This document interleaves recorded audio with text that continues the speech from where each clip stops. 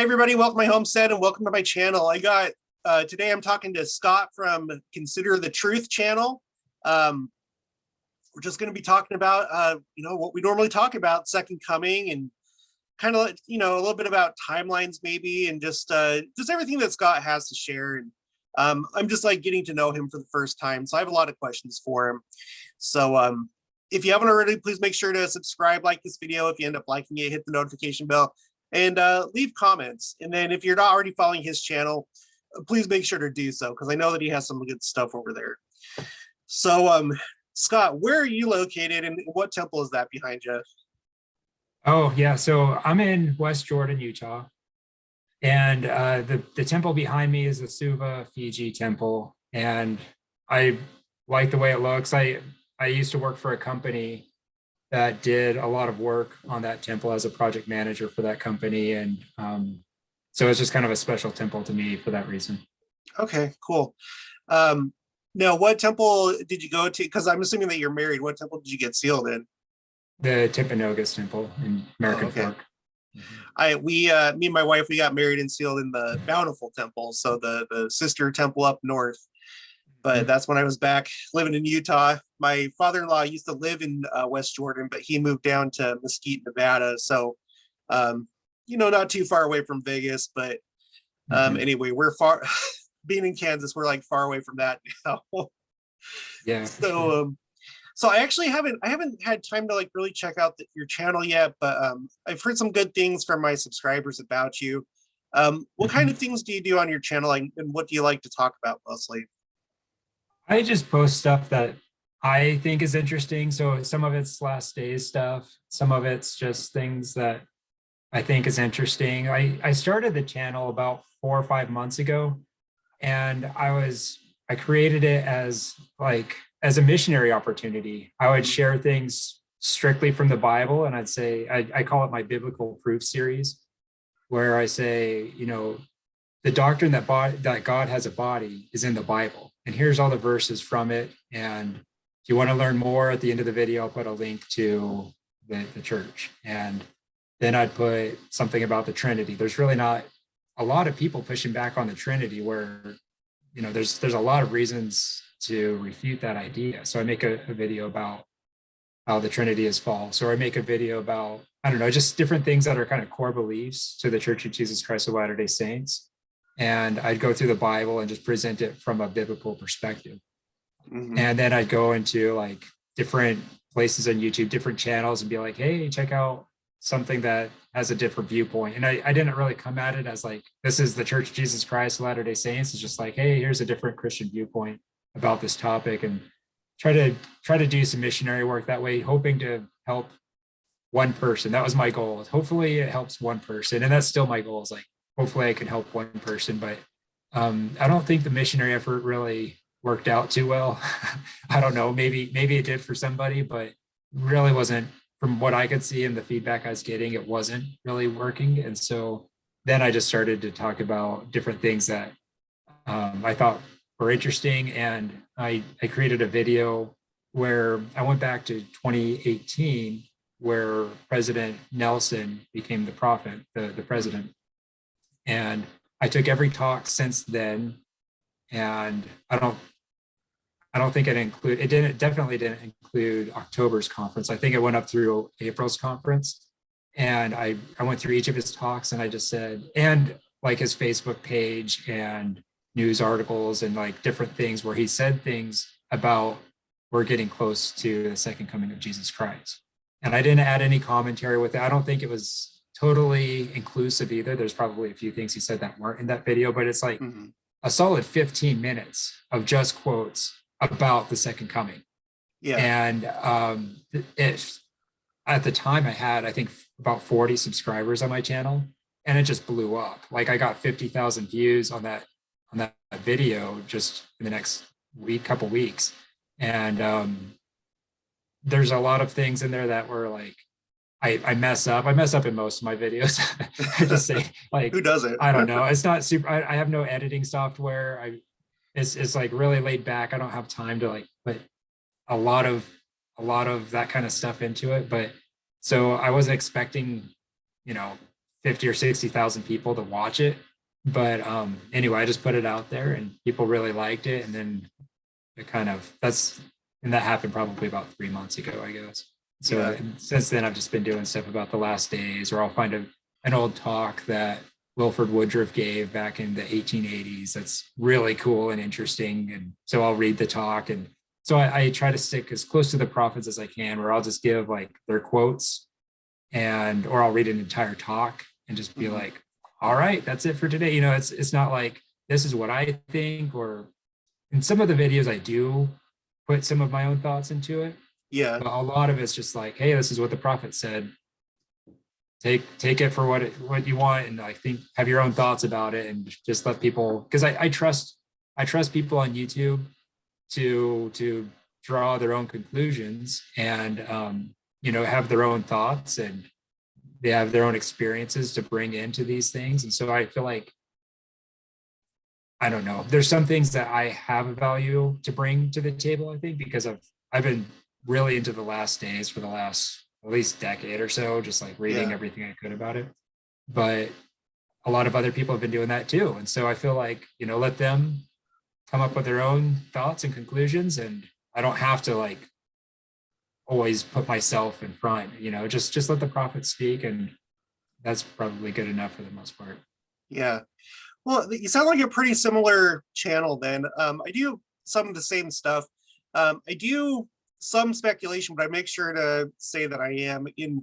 One thing that I really value on my channel is putting down the sources of information and making sure that people can go to those talks or pages or whatever. And like you said, verify things for themselves and think for themselves, and just kind of share the things that I come across, just like you do. And there's probably, really good reason why that video blew up, because there really is something there in that compilation that you made. I've said it several times now on my channel that we had a special Kansas, Oklahoma devotional this year, and Sister Nelson counseled us to go through his talks ever since he became president of the church. And then after you go through all 31 of his talks, go back and read them again. And that's essentially, I think, what you put in that compilation is essentially what she wants everybody to see, because it's pretty clear that there's some people that are missing that fact, or they're downplaying it or whatever. But like, if you go through and you study them, I think it becomes pretty clear that that is one of his central messages, that in gathering in scattered Israel, mostly, I would say.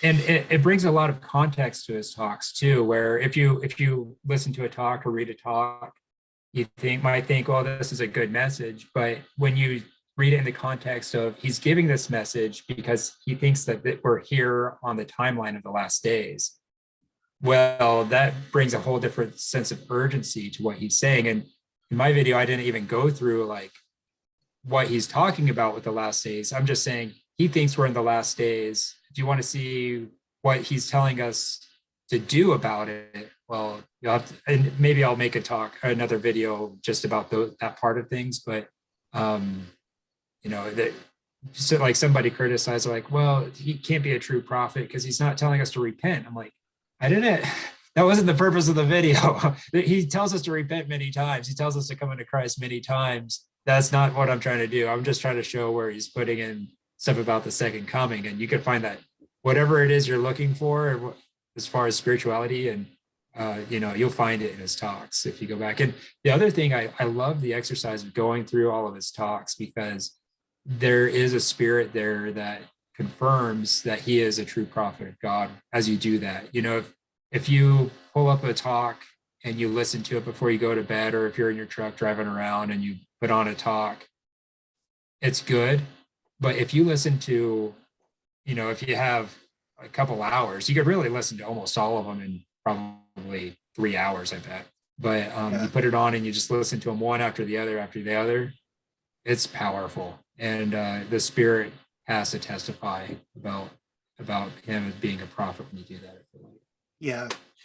Now the thing, now I'm not trying to stir controversy with anybody. What do you think about the proximity of the second coming, or the main events that attend the second coming, and the way that he's talking about it, because you have a certain school of thought within the church that there's just so many things that have to happen before Christ comes, that it's just like it can't possibly be close. What do you say to that? Yeah. So, and I don't think anybody really knows the exact sequence of events. I think we could get really close. And if we spend some time doing it, like we could piece things together really well.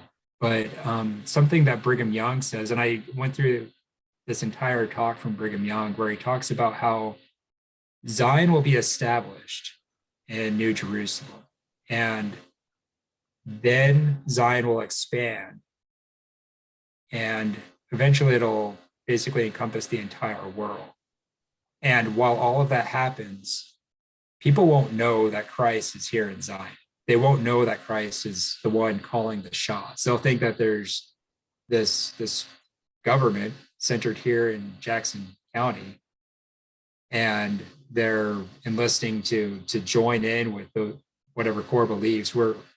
And he doesn't really go into exactly how they're joining, or whether it's by negotiations or contracts or purchase, or it doesn't really go through why they join Zion. But basically Zion goes throughout the world, and they just think this place has their act together. They're probably being attacked from all of their sides too, so they're looking for security. But so Zion expands without people knowing that Christ is in charge. And so if you have that perspective, well, Christ could come to Zion. Zion could be established at any time. And a lot of these things that people get hung up on will work themselves out before the great and dreadful day. And I think a lot of people, when they think second coming, they're thinking great and dreadful day, or they're thinking the Mount of Olives in Jerusalem. But there's a lot that's going to happen before that. What I'm looking forward to is the New Jerusalem. Once that happens, Christ will be with his people and we'll be safe. And the world will continue to be in chaos until it's not, basically. And that's when a lot of what you read about in Revelations, it's after Zion's established, and we don't have to worry about a lot of the things that people are saying, well, first this has to happen and that. Well, yeah, those things are going to happen, but Christ comes also before a lot of that happens. And so it's about meeting up those appearances on the timeline before the great day. Now, when you think that, what do you think the definition is of Zion or New Jerusalem being built? Like, do you view it as technically that starts at Adamon Diamond, when Christ assumes the he marries the church, and then he assumes the reins of the actual kingdom? Like, do you think that that's when it starts? Because we know that the old Jerusalem, that's where the word of the Lord will come out, but like the law will come out of New Jerusalem. So do you think that maybe that's the point at which you can say that New Jerusalem has started, is when we have that official Adamon Diamond meeting? That part, I don't know. And that's a really critical point. Like, do we go and start building New Jerusalem in Jackson County, Missouri, and then Christ comes to Adamon Diamond, and meanwhile it continues to build? Or does Christ come to Adamon Diamond with the prophet and everybody else involved in that, and then Zion begins? I don't know if that's very clear. Maybe is a definitive answer on that, but I haven't seen one. Yeah, I sometimes wonder, like, when we're talking about concepts like the city of Enoch, or we talk about New Jerusalem, sometimes I wonder if that's meaning the people and the infrastructure and the buildings, or for certain special events, is it only talking about the people? Because I get the sense that some people believe that the actual literal city will be built before certain things happen. And that could be true. I guess there's just like a lot to it. Like it's kind of hard, and I'm going to continue my studies to see if I can nail some of that down. But I do Well, I tend to wouldn't think let the that, infrastructure hang us up too much either, just because we just don't know what that means. There's a city could appear in a day yeah, if God wants it to. We just don't know what that means. Angels come and help, or maybe we do it all ourselves and it takes a while. I don't know. Um I think it could go either way. I don't know. yeah, I don't think the city of Enoch comes down um at that time though. I think that comes a little bit later. yeah. I tend to think so too, just because I think that's how it kind of like sounds in the scriptures that we quote unquote build New Jerusalem, and then the city of Enoch comes down to meet it. I think that's how Yeah, it. it'll meet it. Right. Yeah. There's a really cool in the Idaho Falls temple. Have you been in that temple before? No, I've been to the outside, but I haven't gone Uh-huh. inside it. On the in the celestial room of the Idaho Falls temple, there's a city in the clouds coming down as like part of the mural on the walls. It's really cool. Oh yeah, and Mhm. it's referencing the city of Enoch. It doesn't say like city of Enoch or like Zion or anything like that. There's just like a city in the clouds, like painted on the wall. Cool. I like that. Yeah. I like that. Uh, Well, it'll be interesting to see, because obviously, I mean, I'm somewhat close to there. Kansas City is about 4 hours away from where I currently live, and we have a major American city there, so it'll be interesting to see how that plays into the literal building of New Jerusalem. Um, I know there's some people that think that it's actually the center place is going to be in Salt Lake, but I think the mainstream of the church, most of us believe that it will be in Jackson County, Missouri. There, yeah. There's many places where it does say Jackson County will be the center place, and it's not called the center stake. There's going to be several stakes around all over North and South America and eventually the world. And I think Salt Lake will be a stake, but yeah, Jackson County is the center place. That's the center, and that's never changed. yeah, and I think that's right. I feel like there's just more references in the scriptures, and then data points that you can look at that indicate that that's still the case. And one thing that I find interesting, I brought this up before on the channel. It's so weird how you have Judaism, that they want to build their temple, the third temple on the Temple Mount, and currently there's another religion that is occupying that spot, that's preventing them from doing it. And then we, the Latter-day Saints, I guess you could say like the Northern Kingdom, or the other part of Israel, we're trying to build our temple on this continent in a place where there's another religion that's occupying that space. It's Mhm. the Church of Christ temple lot. Is what they're called. Yeah. A very small, very very small splinter off of our church denomination, and I just think that's interesting, that kind of like parallel there. Yeah, right. But it's just weird. It's so weird. Um, what are your thoughts about just like you know um, these things that have been happening the last like 5-10 years, as far as like celestial events and signs go? Eclipses, and do you have any thoughts on that? Like, do you think that this pair That's of what eclipses? Go I ahead. got really into the last days when I don't know if you followed the tetrad blood moons. A bit, yeah, a bit. Okay, so that was like 2012 around there, 2011. There are a lot of different evangelicals and people talking about these tetrad blood moons. It's four blood moons on these different Jewish holidays. Yeah, And I got like really into that. I just thought it was really fascinating. I wasn't thinking like, oh, what's this happens? That's the second coming or anything. But I felt like, wow, it's really unusual that this is happening. And I got kind of excited about it and started getting into other last days things and looking at the different eclipses that were going to come, the lady in the sky. Like I was following all of that in real time, just like watching it happen on my phone, the lady in the sky, and Um, now I don't know. I think it's fun and interesting, but like I don't really put any stock into it.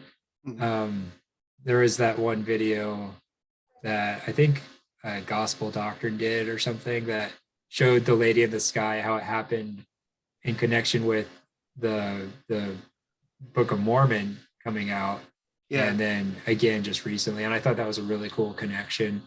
But I don't know. I try not to look into things in the sky. I think yeah, maybe it means something, but maybe it doesn't. I don't know. I think it's interesting though. Is all. yeah. Well, in that case in particular, I do tend to think that that was highly significant when it happened when he got the gold Mhm. plates, because that whole idea comes from the Revelation 12, where Right. our interpretation of it is that um, it represents the great apostasy, and then the woman, which is the church, coming back after a Right. period of time. So it is really fitting that that would happen on that particular day. Hmm. As to why it happened in 2017, I have one subscriber. He's my friend that he's from Spain, and we served in the same mission, just not at the same time. But he was like, Hmm. his thoughts on that, which I'm thinking about right now, is like it could possibly signify this like new stage that it seems like we're in. How the church has reached a hinge point, and maybe that part of the church, the because we're moving into a stage where the anyone that's telestial, living a telestial law in the church, is not going to be moving forward into the millennium, and how there's going to be more of an emphasis on uh, the church of the firstborn, or in other words, those Right. that'll become exalted. So I don't know if it does mean something. I don't know if it just simply means like, okay, first that there was that initial stage, like she's coming Mhm. back. Now she's like, this is like another big milestone in her Right. coming back. So I see, now that's speculation, but I think that Well, there could be significance. yeah, and I think the Bible has a lot of passages talking about the restoration of the gospel. And I think sometimes we read into it like, oh, it's talking about Joseph Smith and the restoration that we know of. But if you read it carefully, a lot of times it's what's about to happen. And so we can't really challenge our other Christian friends saying, like, look, the Bible talks about the restoration of the Church of Jesus Christ of Latter-day Saints, because if you look at where it's talking about in the timeline, I think it might be actually referring to what's just about to happen, even though there are things that do talk about Joseph Smith and the Book of Mormon coming about. But a lot of it's talking about just the next step, which is really exciting. Yeah. And yeah, I think that's a good point, because like we always think that the scriptures, it all revolves around us, and like it's all written specifically for us in the last days, and that's not necessarily true. Um, I guess it depends on which scriptures we're talking about, but yes, I think that that can definitely be like an error, in some people's study. So I Yeah. totally agree with that. Um, so what are your what are your thoughts about, again, I don't want to name names, but like what are some of your thoughts about some of these other timelines that have become popular? Because like you and me kind of like talked about it like a little bit, but just Mhm. like it's become clear that, like, to me, that maybe some of them have relied a little bit too much on uh, evangelical research, or like their interpretation of things. And do you have any thoughts on that? Yeah, I think we get really caught up in the seals talked about in the book of Revelation. And I think I don't think we're where we are where people think we are in that regard. I don't think that people um, understand the seals the way I interpret it to be, which I'm in by far in the minority. Because I guess because a lot of people don't know who I am, I'll explain a little bit. But I Okay. feel like the seals contain or bind or lock certain parts of the scroll, right? And the seal itself doesn't contain the contents of the scroll. Like the scroll has the history of the earth written upon it. and the scroll has 7 parts. There's 7,000 years, and each part has 1,000 years of the history of the earth.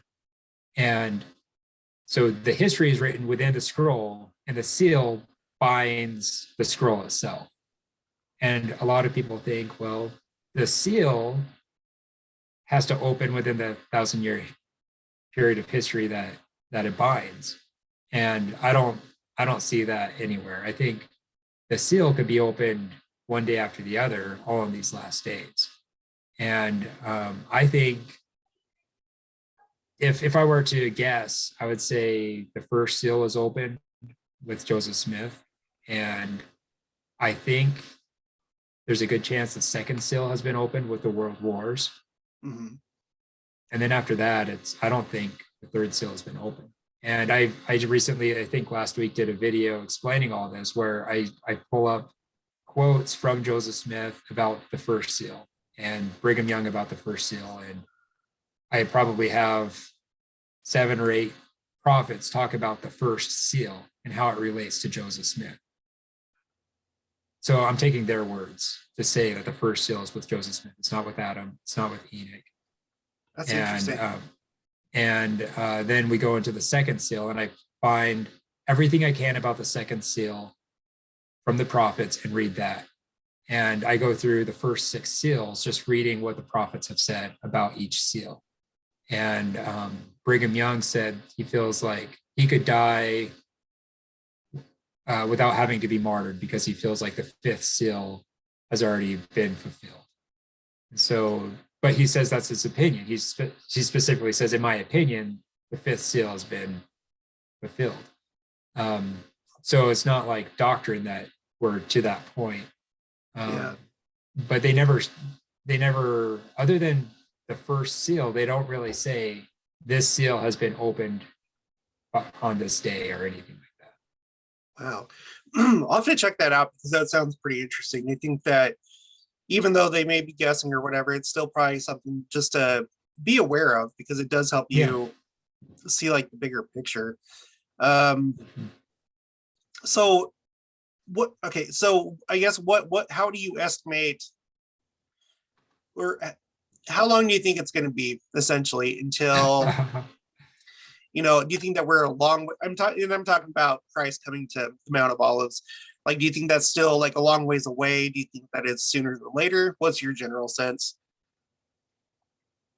So when I tell people that I feel like the third seal could open at any moment, which is famine and inflation, they're like, well, that means we're 5,000 years away. I'm like, no, like the third seal could open. It's opening right now. I mean, we could see the droughts. We could see inflation in our face. Like this is going to smack people hard. And so I want people to be aware of that and prepare for that. And if they think, oh, that was something that happened 4,000 years ago, man, I sure hope that they're prepared. But so I think that these things could happen successively, like within this year, third seal, next year, fourth seal, next year, fifth seal. Like these things are happening quickly in our time. And as far as when Zion gets established here in the United States, and then it goes throughout the world, and that's going to take some time. It's not going to take 100 years or anything, but it's probably going to take at least 10, 8 to 10 years or so. And so I think we're still, I don't know, when Christ comes to the Mountain of Olives, we could be 20 years away. But when Christ comes here and establishes Zion, that could happen very quickly. So yeah, it's, I don't know, like nobody knows, but I wouldn't be surprised if it's in my lifetime. I wouldn't be surprised at all. Yeah, me neither. So yeah, you may have, so you interpret the seals that way, which I think could be valid. I'm not a big stickler for that. I feel like you, like a lot of people kind of get caught up on that, but I think that there are a lot of people that do generally have that same type of time frame, like 10, 15, 20 years, something like that. A lot of people have the sense that they're probably going to see it.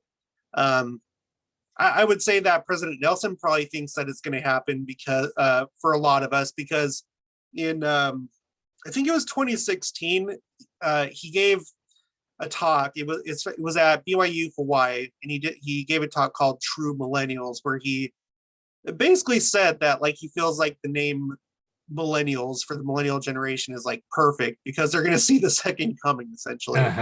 Yeah. So I would tend to think that. Well, Do you and think?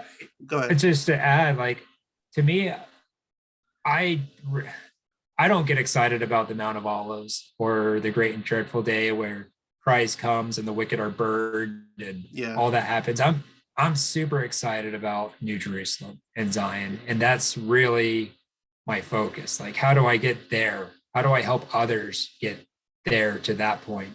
Because Christ will be there.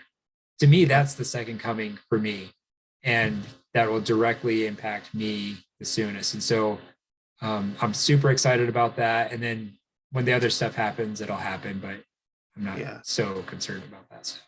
Yeah, exactly. Because for the righteous, that will be their second coming. And Joseph Smith already had his second coming when he was 14 years old.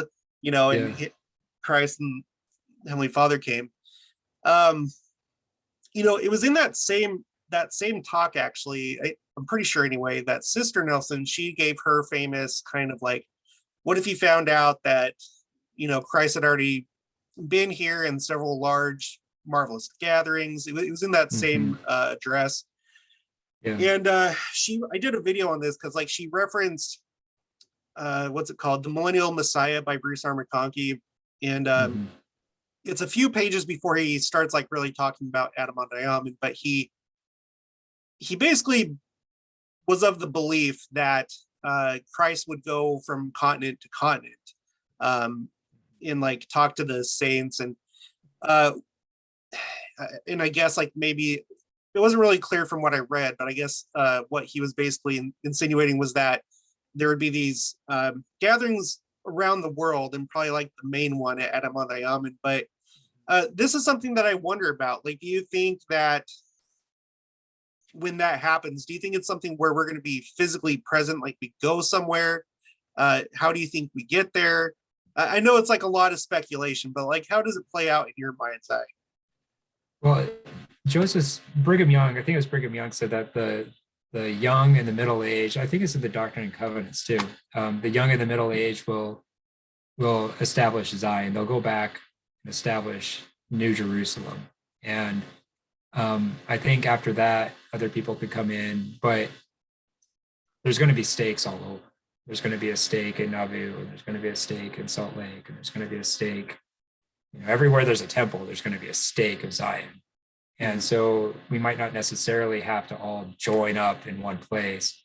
And I think once Christ comes back to Zion, he's going to want to visit his stakes, And so I could totally see a situation where you join up for a stake conference, and then all of a sudden, well, Christ is going to be here presiding, and that's what it's going to be like. Maybe I haven't read anything that says that's what's going to happen, but I don't see why not. Yeah. Oh, that would be crazy. Now, do you follow Israel, Jerusalem, Judaism very much? No, not really. I used to look into like the red heifer and like the Temple Mount and stuff like that, but I'm more focused on, I guess, what's really pertaining to me here in the New Jerusalem here. So I don't really look on that side of the world so much anymore. Okay. Well, if you get a chance, watch some of my videos, just because like there's been like a lot of this year specifically, a lot of like unprecedented things that have been going on. Very, very like peculiar things. And it the general sense that I get is like they're getting more and more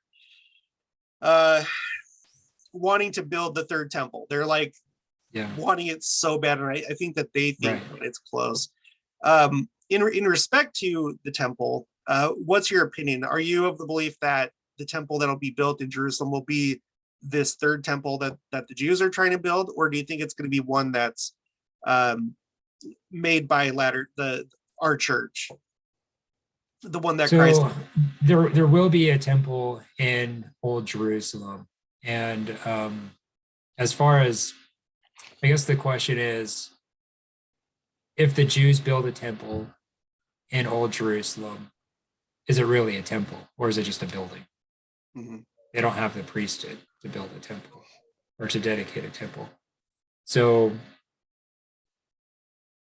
to me, I want to say that the temple has to be dedicated, just like any other temple. And so I'd probably lean towards it has to be one of our temples in Old Jerusalem. Mm-hmm. But I don't know, it's one of those fun things to think about. Yeah. Not really sure. Well, they do have, I guess this is something I need to like research some more, but within Judaism, they do have what's called the Kohanim, which are the Levites. And I Mhm. don't know if like, from my understanding, they still, even to this day, literally are born with the priesthood. And I did a recent study on how they would select a high priest. And now that's one where I think they could do that, because I think it says that in the Doctrine and Covenants that, well, first of all, that one of the sons of Aaron have the right to be a bishop. Is that how it goes? Which is also a high priest. Anyway, I'm going off on a tangent, but like I know that there is the Kohanim and that they probably are viewed by the Lord as having priesthood, but I guess we'll just have to see like how that all Well, plays out. it also kind of plays into question, well, like why did John the Baptist have to come back to restore the priesthood if it was already here on the earth? He could have restored it through another way, or something that's more Yeah, linear, I guess, rather than sending John the Baptist, if yeah, that could have happened. interesting. Okay, so what are some other things that you want to talk about or that you cover? Is there anything that you've learned during this time that you've been doing your YouTube channel that you didn't know before? Oh, I'm learning stuff all the time. Like a lot of the videos, I'll read something and be like, "Oh, this is really cool," and make a video about it. And some of the things I do on my channel, it's stuff I've known for years, and just like, "Oh, people would probably like to hear this, so I'll make a video about it." But like, yeah, some of it's just like new to me. I'm like, "Hey, maybe we'll read this. I didn't know this existed," and so it's both. It's a lot of new stuff that I'm learning as I go, and I encourage people to comment and weigh their opinions too, because I'm trying to have a community where we could all learn from each other. And um, just because I'm the one with the channel doesn't mean I'm right. Everybody has a say, and we could kind of talk about things. Yeah. I would definitely, I always try to encourage people, if you feel like you have the time, maybe do a YouTube channel, because I'm sad to say this, but I feel like it's only because of my YouTube channel that I'm doing all this study that I should be doing anyway. It's like Uh-huh. forced me to like do a higher level of study, I guess. Yeah, well, like if you're going, you could have your own ideas and beliefs about things, but then if you're going to try to present that to somebody else, that just takes it to such a different level. It's like, well, let's really dissect why I have that belief, or if there's something else that might challenge that. And so, yeah, your study goes up a whole nother level as you try to present it to other people. Yeah. And again, it just like we were kind of talking about before, we have to be careful with our study as well, and making sure that we anchor it down into truth and true Mhm. sources, because there are a lot of people right now talking about the second coming and different things like outside of our church, and if we have to see where that information is coming from before we accept it, and definitely before we start teaching it, right? Oh yeah, yeah. Yeah. Yeah, there's uh there's a lot of speculation out there. I actually just yesterday I did a video on my channel where I just came out, I actually deleted 2 of my videos where I was like, there's reasons for believing certain things, but the first presidency's asked us to not, like, if there's mysteries of the kingdom, we shouldn't really speculate in public about certain things.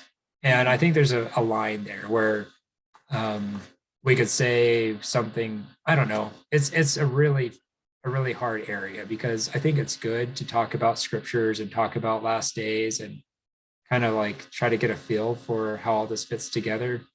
But if you come out and you're like, and other people, it's all over the internet, it's all over YouTube. It's where people will come out with a timeline and say this happens and this happens and this happens, and then the year 2033 this is going to happen, and this and that. It's like, well, people put a lot of stock into what you're saying. People believe, they might be following your channel for a long time and have a sense of trust and be like, yeah, that's right. I probably shouldn't do such and such, or maybe I'll sell all of this stuff because the world's going to end. Maybe I don't need my 401k anymore. And, people make life decisions based on things that people say. And if it's not clear that it's a speculation, it's like, well, I think this is what's going to happen. And people are dead set on this. There's going to be a major earthquake in Salt Lake City and ruin everything in 2017. Why would I even get a job in 2017? Or like, people base their lives off of dreams or speculations that people have, and then they don't happen. And then it's like, well, now what? Or like, I felt so strongly that Spirit testified to me that this was true, and then it didn't happen. And I felt that same Spirit testify of the Book of Mormon, and now I'm questioning everything. And so, there's people could get real mixed up from those types of discussions, I feel like. Yeah, I agree.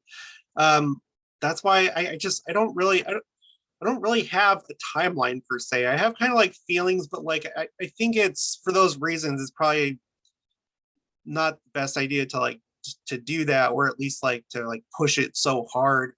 And one of my big things is I really like sticking to scripture and church resources, because as you go through, for example, student manuals that are on the church website, if you want to like do further study into the scriptures, you come to find out that the church already has interpreted certain things. A lot. There's a lot there. Yeah, for sure. So, it's not as fun or interesting to like stick to what you think are just like, oh, the church things, but like they actually have interpreted quite a few things and like said a lot of things. And so I think that should be like the starting point if you're exploring a topic. Go to the scripture and then click on the footnotes, make sure to read the chapter heading, because that by itself can like resolve excuse me, can resolve whatever is you have a question about. And then you can get further insight by reading Ensign or Institute manuals. And so I feel like a lot of people, they're just like, they don't want to do that. And so they just like, maybe they're watching other YouTube channels from other churches or even other members of the church, and like that's more exciting and it's right there and it's accessible. Easy. Right. Yeah. So I definitely think that there's a danger there. Yeah. I think it's important to focus on what our prophet President Nelson is talking about. Like if he's talking about how we need to get to the temple, we need to redeem the dead. It's all about gathering Israel. That's the most important thing. Gather Israel, whether it's missionary work or temple work. For him, that's number one. We have to do this to prepare the world for the second coming of Jesus Christ. And I think if we're doing things that are other than that, then we might be taking our eye off the ball. But we really need to prepare ourselves spiritually and be really converted to Christ. And if we're spending so much time dealing with things in the weeds, that it's revealed doctrine, so it should be known, it should be understood and studied. It's all fair game, it's there, we have it for a reason.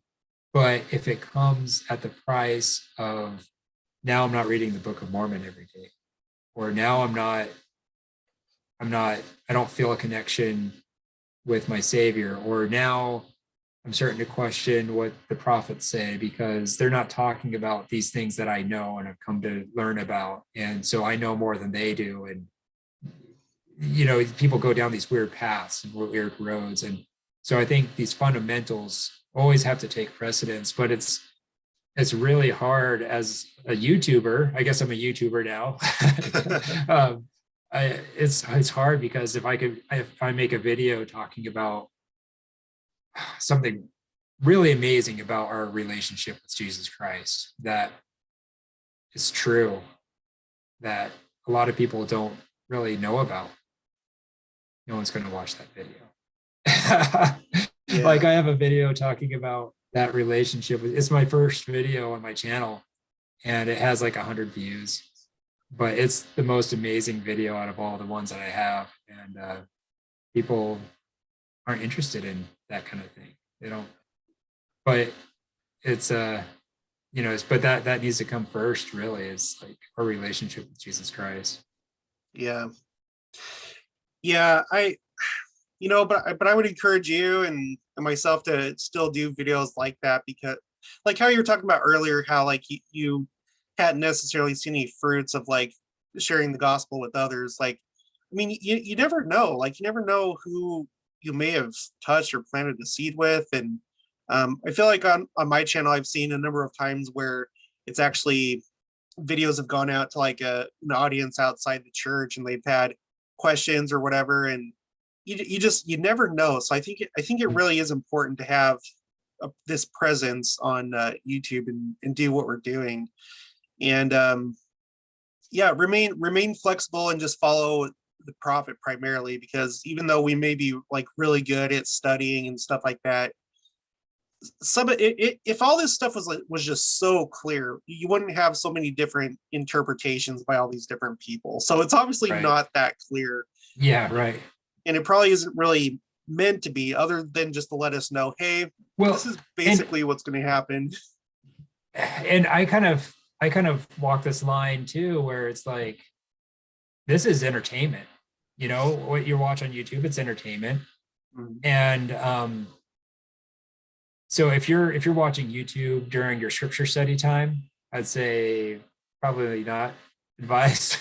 Yeah. But if you're in your car and you want something to listen to, and you flip over to a YouTube channel, that's kind of why I started my channel, because I used to commute hours, and I'd try to find something to listen to that I didn't have to watch, but I could just listen to in my car. Yeah. So I was like, people might appreciate me reading some of these talks and talking about whatever, and they could just listen to it while they drive. I would have liked that. And so I think there's that, where it's like something interesting, something entertaining, something informative. And then there's also like stuff where it's maybe I don't know how to put it really, but it's like when it's because you could still do something fun and entertaining and interesting and have it doctrinally based. But and I think that's where the last days comes in, where it's like, it's fun, we talk about these things, but if that's the basis of your scripture study and that's all you're doing every day, all day, and that was me like years ago. It's like, I want to read anything else. I was like stuck in these scriptures doing these things, and I really felt like I was hungering after something else. Yeah. There's a special spirit from just reading the Book of Mormon for what it is, and not skipping and just focusing on one part of it, I feel like. And I don't think it's like a huge danger to people. But if that's what you do for like a year, yeah, you should be careful about that. Yeah. Well, it's definitely, at least it's better than the alternative that some people could turn to on YouTube. It's probably better to watch any one of these channels. Yeah, because if I go into YouTube, I'm going to watch football highlights and whatever else, and it would have been way better for me to watch a gospel related video, even if it's, it doesn't have to be life changing and fire to the soul kind of thing. It could be something fun and based in the scriptures. And I think that's an excellent way to grow YouTube. I think there needs to be way more of that all over YouTube and the internet. Yeah. So basically, if I understand you right, basically we as YouTubers, one thing that we could probably do better for like channels like yours and mine is, still talk about second coming stuff, but also mix in some more spiritual things to give people something to listen to that's not just trying to figure out these secrets and stuff like that, but like Yeah, food for the soul, like reading a talk and yeah. commenting on it. I think that's good, but I mean, really, that needs to be on the viewers too. Like they need to Yeah, bring that into their lives. It can't be fed to them. yeah. And I think what we do on YouTube should really be like viewed as entertainment. Hopefully, it's more than that, but like they can't rely on our channels to give them the No, sustenance yeah, that they need. right. Yeah. Definitely not. Um, I agree with that. Um, let's see, what else did I want to go over? Do you have any thoughts on the lost tribes? That's like one of those things that people try and figure out. What's your general sense of that? Do you think that they're a lost civilization somewhere, or do you think that they're simply scattered across the world, but maybe in certain pockets of the world? Like, what do you think? Well, we know that when they come, they're going to bring their scriptures with them. And we know that John the Revelator has been working with them. And so, for that reason, I don't think that it's our missionary work as we know it now, bringing people into the church that are from different tribes, because these people don't know John the Revelator. John the Revelator is actually with these people. Mhm. And so, for that reason, I think that there is a body that will come back as a body into the New Jerusalem. Okay. We may differ on that a little bit. It comes down just to interpretation, but I'm not close to that idea. It's like I don't know. That absolutely could be right. And if that happens, it will be pretty incredible, to say the least. Yeah, right. I would love to see the day when we literally have all 12, and I guess you could say 13 if you want to like talk about all of them, including Levi, Manasseh, and Yeah, the so divisions. 13. I want to see that day when we have all of them together, and there's like these different bodies, these different tribes, and I don't know. It's just it's a cool idea, and I think there's a lot more to it than that. In my patriarchal blessing, and I'm sure a lot of yours, like it told me to like try and learn about the 10 tribes, right? That they're important. Learn about the Lord's dealings, not the 10 tribes, but just the tribes of Israel. Learn about the Lord's dealings with Israel, and I feel like there might be something to the fact that there's 12. Like a lot of people tend to think that maybe that it's the Lord likes to do things in like patterns. He likes to do things in symbolic ways. And one of the more obvious things is that maybe it kind of lines up with like 12 months of the year, or possibly even the 12, constellations of the zodiac. Not talking about new age stuff, but just, you know what I mean? Do you have any like thoughts about that? Do you think there's like significance to the fact that there's 12? Do you think there's like a deeper meaning there? There's 12 apostles too. Yeah. I don't really get into numbers a whole lot. Like I think there's symbolism in them. And I think even in somewhere on the church website, it'll go through different numbers and meaning of numbers, and there's probably some significance to it, but I don't really. Yeah. Know. Yeah. Well, what do you think about how things are going politically in the world and how that relates to the second coming? For example, I don't know. I get the general feeling that when Trump came to office, like that was like kind of a big thing, simply because it was kind of like an unprecedented event for one. Just like the type of person that he was, what he did as far as like moving I think that this was important, moving the embassy from Tel Aviv to Jerusalem, which kind of like furthered the status of Jerusalem being viewed as the capital of Israel.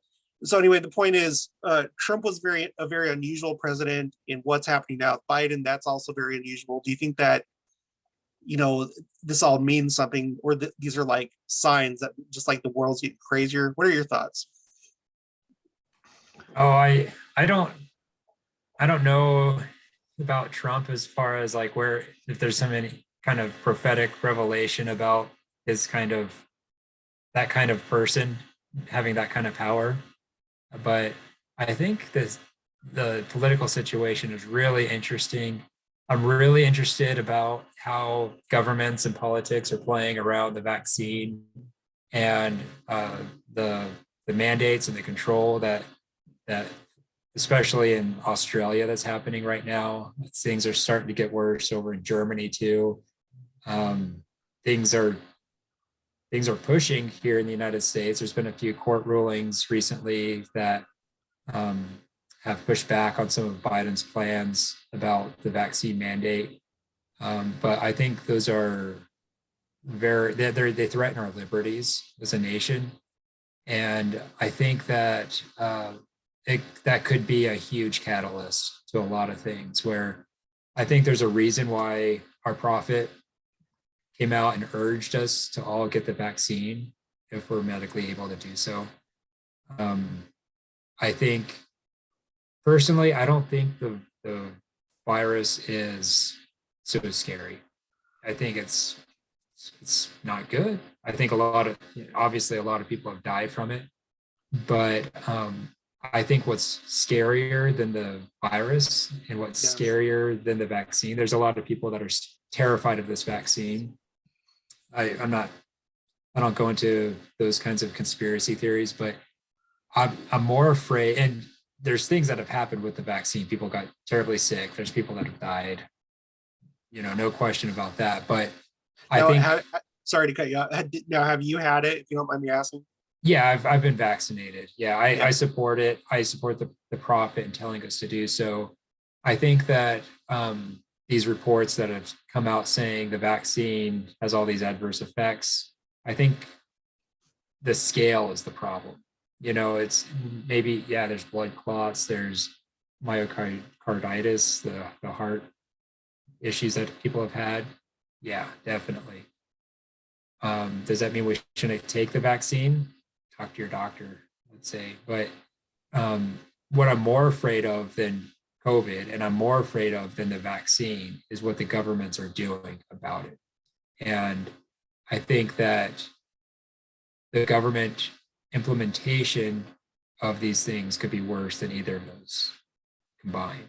And so when people say they refuse the vaccine for fear of what's in the vaccine, I think there's something behind it that's to be feared even more that might be coming. And I think getting way out into this speculative area that I'm not supposed to talk about, but I think there's a reason that President Nelson told us to get vaccinated. He urged us strongly. Even in his most recent general conference talk, he brings it up again, kind of in a slight way. Like, he doesn't talk about the vaccine, but he says, I thank you for supporting your local authorities and doing what they're telling us to do. And I think there's a big reason to do that. Well, I do too. And yeah, in this last conference, it was brought up several times, kind of indirectly, whether it was, I think it was Elder Gong that just made mention of the fact that the church has helped pay for the vaccine in certain places. And then there were other talks talking about, I think, following the advice of the prophet. I can't remember, but I just know that like in one way or another, it was brought up at least several times. Yeah, right. I myself, I got it. I wasn't like too thrilled about it, but I prayed about it, and I felt like for me, it was the right thing to do, and so I did it. And there was a second email that was sent out by the first presidency, but it was to like local church leaders, and it basically kind of like expanded on the more important, I think, reasoning is that they wanted to make sure that temples remain open. Right. So I think that's like a big part of it. Do you have any other thoughts on that as to why Yeah. they would Like want to? everything is about gathering Israel.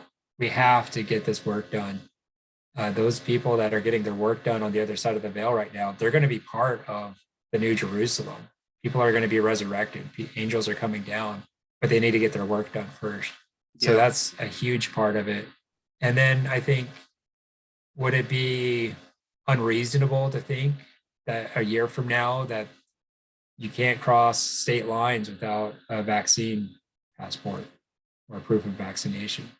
Mhm. Totally reasonable to think that Yeah. might be coming.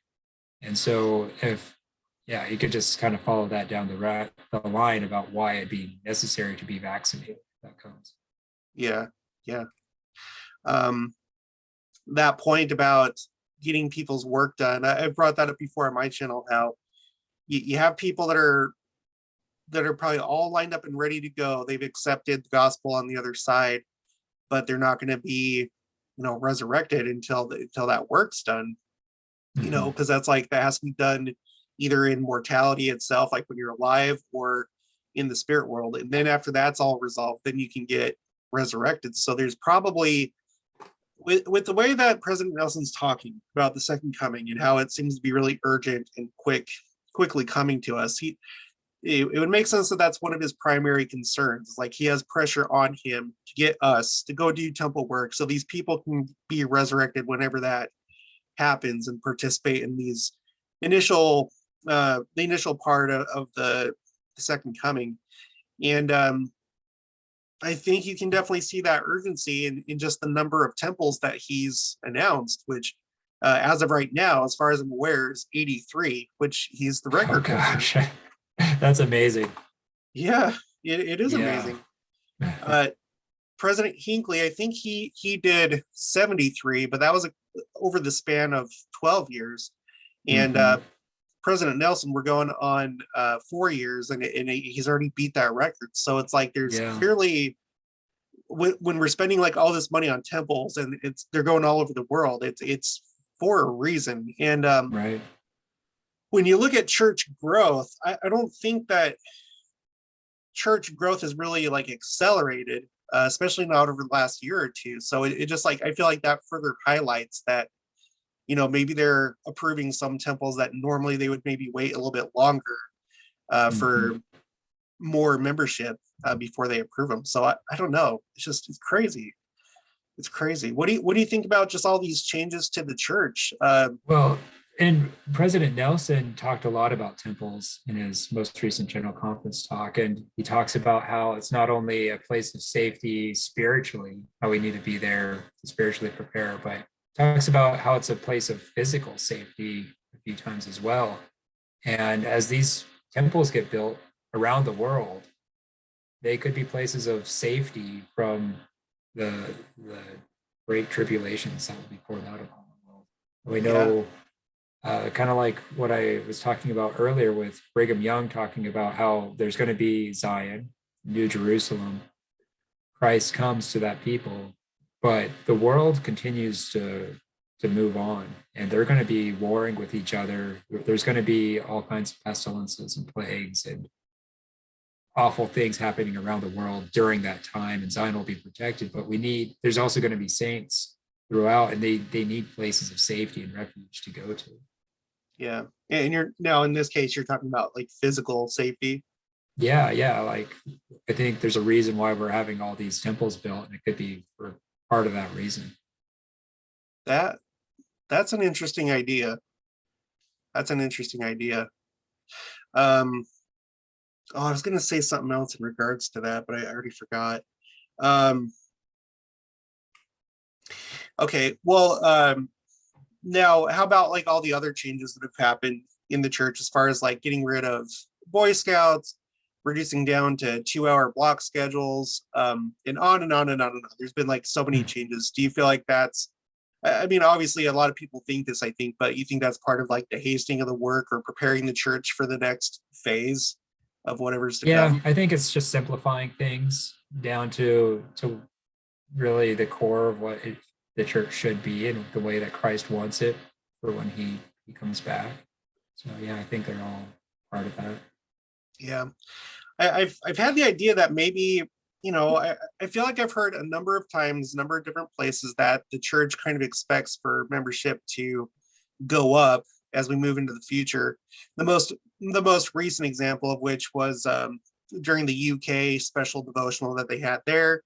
Elder Holland was talking about how, we'd be foolish to think that we couldn't glean more Israelite blood from the British Isles. And so, I've speculated, just wondering if like they're trying to make this easier because, maybe we will experience an influx of new converts as, certain churches across the world fail or kind of disintegrate. And as the world becomes more and more worldly, will be maybe one of the few places that you can go where there's still good spiritual people and where Christ can be found. So I just wonder if it's like some of it has been made to be streamlined for that, or just to like help that process out if that occurs. But that's just speculation. Yeah, I think so, because so we know that the missionaries are going to go out and they're going to gather people. And then Christ says after we've preached sermons through the missionaries, then he's going to preach his sermons through the tribulations. And people will be suffering, and it will turn their hearts back to their Father in heaven. And so I could totally see more people coming into the church when that starts to happen. And also, we talk about, so New Jerusalem is established, Zion is established, and we talked about the 10 tribes coming back. And then there's going to be 12,000 from each tribe chosen to go on missions throughout the world. And they'll be protected. So in Revelation chapter 7, it talks about how the angels are waiting to go just trash the earth with different plagues and pestilences and stuff. But they're held back. They're held back until the 144,000 are sealed. And they have to be sealed before that happens so that they could be protected for when it does happen. They'll be protected from all these calamities that happen. And so there's Zion's established, the 10 tribes return, the 144,000 are ordained by angels, it says in DNC 77. And then they're able to go out into the tribulations, into the calamities, and preach the gospel. And so there's going to be a huge influx of people as that happens. Yeah. And it feels like maybe it's already started as far as like Lord preaching his own sermons, like when it comes to like natural disasters, because certainly this last year, and well, actually kind of mainly this year, there's been a lot of like crazy flooding in places that you normally wouldn't expect to see it, like crazy flooding, like in Europe. Like that, there's channels you can watch, like there's the two preachers, or there's Jason A, like these kind of channels that focus on like natural disasters. And there's like so much that's going on this year between storms and floods and droughts and volcanoes and earthquakes, and space weather has also been kind of crazy. So I feel like maybe it's already starting as far as like that portion of it, not the 144,000. That's like a topic I still need to I need to flesh out a little bit more for myself, because I think that the way that you said it could very well could be just like that, but I want to study it more. But yeah, I think we're in a special time. I think that this might be it, and we'll just see what happens, basically. Yeah, I think it's important too to remember that we are in a special time. It's an exciting time because there's so much suffering in the world. There's so much awful, terrible things happening to people, and it's all going to come to an end soon. All of that suffering will be resolved. And I think a lot of times we're here in our cozy homes in the United States, and we're personally oblivious to a lot of the horrors going on around the world. And my heart just rejoices to think that right now there's nothing I could do about it, but soon something will be done about it and people will have relief and their suffering can end soon. And so it's a really exciting time for that reason alone. It's going to be hard. It's a hard road to get there. President Nelson says to buckle up for the bumps because it's a bumpy road ahead. But I think that as we hang on and trust in the Lord, we will be safe. We have His promise that we'll be protected, and we don't need to fear if we're prepared. And I think that's, as we study the last days, there's so many fearful things, so many things to be worried about. But we always have to keep that balanced with our faith in the Savior, that He'll watch over us and take care of us. Yep. Agreed. All right, well, we're coming up on the hour mark here, so I guess we'll just close it up. Can for I ask now. you a question real quick? Oh yeah, please do. So I know why you shaved your beard. What about the hat? Where did the hat go? Well, at first I thought it was just like a quaint little thing to do, a way to kind of like have a brand or stand out a little bit on YouTube. But I soon realized that it could be more distracting. Like if this was like another channel, if I was just like doing homesteading or something like that, then I could afford that. But I'm talking about, gospel topics, and I don't want people to be like, oh, the cowboy, or you know what I mean?